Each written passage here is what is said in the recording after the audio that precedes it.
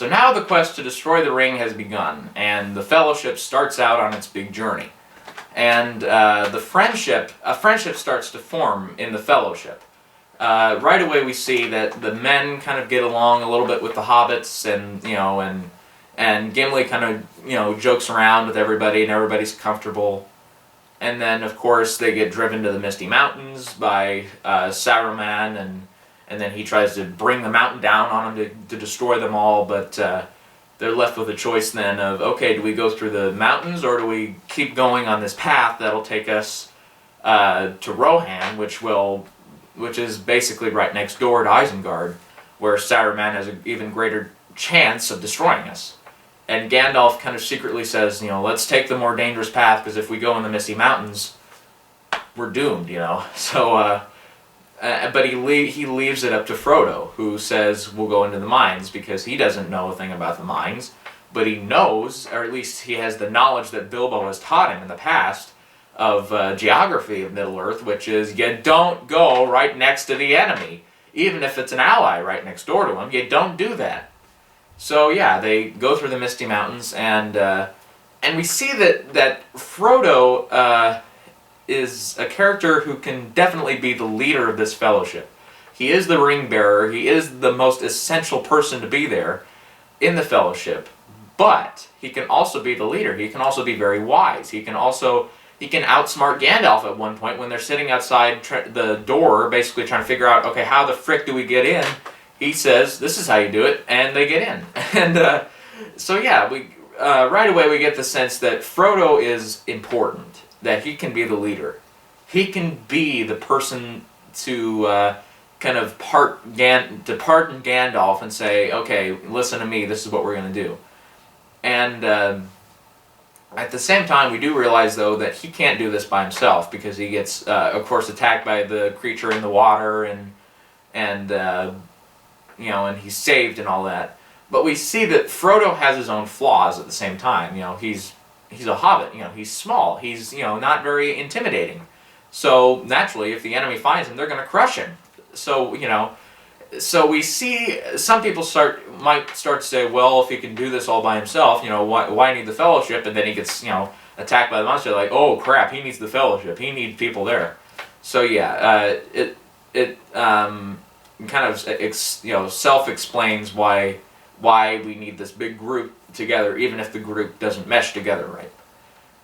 And so they start to journey through, they get lost, and Gandalf kind of, and there's this great scene, probably one of the best scenes in the film, where, and it doesn't have anything to do with an action scene or battle or at all, where Gandalf kind of talks about, we must do what we must to do whatever we can to help out our good cause, and all that, where, and then there's also a little part where he talks about, one person shouldn't judge the fate of anybody when they're followed by Gollum, and there's all sorts of good stuff with that, and all these mythical, all these mystical speeches by Gandalf kind of really reflect what has happened and what should happen after this. And then of course there's the fight in Balin's tomb, or Balin, or whatever Gimli pronounces it, but Balin's tomb, where there's a scene where they fight the cave troll. And it's a great scene of, okay, the Fellowship has their differences. There's one person, basically, on average, one person of each race, with the exception of the hobbits and the men, there to help out, so that everybody can help out Middle-earth. And they have their differences. They have their flaws, but they can come together and they can survive together. They can fight together, they can destroy evil together. And of course, who starts up the battle? None other than Pippin, naturally. So yeah, that's another point that definitely makes us relevant, which is Pippin represents death, Always will. And it shows that his character has a long way to go if he wants to become the brave hero that he becomes by the end of the trilogy. Okay, so in this scene with the mines, what we have here is a sense of things going from bad to worse. So of course they go into Balin's tomb and Pippin starts up things and there's the battle. Then they escape and they have to get past this little staircase with a broken part of it where I don't know 4 or 5 big steps are broken. And at the same time they're being still attacked by orcs. So what do? They one by one jump across it. But then eventually something breaks and and they have to get past that now with a bigger gap. And so then they keep going and they make it to this bridge and of course there's the brilliant scene where Gandalf sacrifices himself to defend the rest of the Fellowship when he fights against the Balrog, or I think that's how you pronounce it, the Balrog. And it's right away visionary wise and special effects wise, it's incredible. Of course, back in 2001, it was mind blowing. It was like, oh my God, look at that thing. Of course, today we say, CGI, we've seen it before. But really, when you put it into perspective, this is a tremendous creation, this Balrog. And even though we only see it on screen for maybe a little over a minute, then there's the scene with Gandalf. It's just incredible to look at, so it's also it's very sad to see Gandalf sacrifice himself. I remember when I first saw the movie, I was kind of taken aback. I wasn't that emotional as the characters are, but I was definitely like, oh my God, what are they going to do now? Gandalf was the wise old dude. He's the guy that'll bring him to the end, and now he's gone. What are they going to do? But yeah, we definitely see each character has their own way of mourning about it. Even though Gimli and Legolas don't shed tears, even though Boromir doesn't really shed tears, all the hobbits shed massive tears, especially like Sam and Pippin. But yeah, everybody mourns this because this is the worst case scenario now. Gandalf's gone. What the frick are they going to do now? And Aragorn kind of steps up as the leader and says, we would go to Lothlorien because if we keep going, try to go to Rohan, we'll basically, the orcs will get us. They'll surround us. And then we get to Lothlorien after they're captured, and we see Galadriel, played by Cate Blanchett. And we get the sense right away with Lothlorien that we see it's a secretive place. It's a place that maybe they shouldn't have discovered.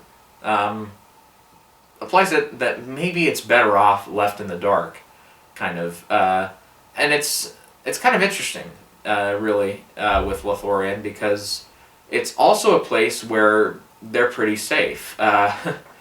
It's interesting. It's an interesting place, and it's, to me, in the theatrical version, it's really, really quick. Because, they get there and they say, Gandalf has died and the one guy can't talk to him, so then there's the little kind of mourning of Gandalf scene, and then there's the scene of the mirror, and then they take off. And then, so I think, and I haven't seen the extended edition, by the way, just to keep that in mind, where you're saying, you missed this and this and this. If some of you might be saying that, but no, I haven't seen the extended edition, so I don't know. But maybe in the extended edition they explore a little bit more of that. But for my taste, I think at this point, we're about, at this point, close to 2 hours and 20 minutes in the film, I think, or 2 hours 15, somewhere in there. And we realize, there's only about half an hour left before this thing gets over with. So now it's like the pace goes on overdrive. Like the first hour of the movie could have been shortened or so, probably to 45 minutes. And then the Mines of Moria is, it's almost an hour long, that whole stretch of the beginning of the Fellowship to Gandalf's sacrifice could have been shortened probably to 25, 30 minutes. And then this could have been spread out from there to the end, could have been spread out instead of 30 minutes, maybe to closer to 45 minutes. And then we still have a film that's just around 2 hours long, but this is 3 hours, so it's kind of weird how they extend the part that really we could do without extending, and then they shorten the part that we could have gotten more of. it's kind of interesting how all of a sudden it's like lightning. How they go past every plot point that they try to discover here. But yeah, the scene with the mirror, I think, interestingly enough, it's another strong point of the film where we see that the mirror is not really a test of, what do you think the future will be. It's a test of what's your emotion. What's your present emotion. Like Frodo right now kind of seems a little non-optimistic. He kind of seems, we've lost Gandalf. There's no way we're going to make it to Mordor. We're all going to die. So he sees. His vision is that of what'll happen if what he thinks will happen does happen, and that is, of course, Hobbiton being enslaved by all evil and all that.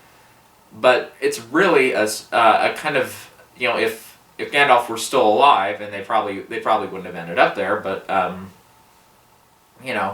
he probably would have seen them succeeding. So it's more of a test of emotion than a test of character, than a test of knowledge, than a test of anything else. And then, of course, Galadriel kind of freaks out. And I have to say, when I was younger, this film used to scare me. I mean, it was at times frightening, very, very frightening. Particularly that scene, the scene in the Mines of Moria was kind of scary, and the fight with the cave troll, and when he sneaks up on Frodo, always got me for a little while there when I watched the movie. But there's good scenes like that are they're intense, certainly, and they still, the tension is still filled there, but it's still entertaining. And then, of course, toward the end, I'll get here in a minute to the Uruk-hai leader, who used to just terrify me beyond no end.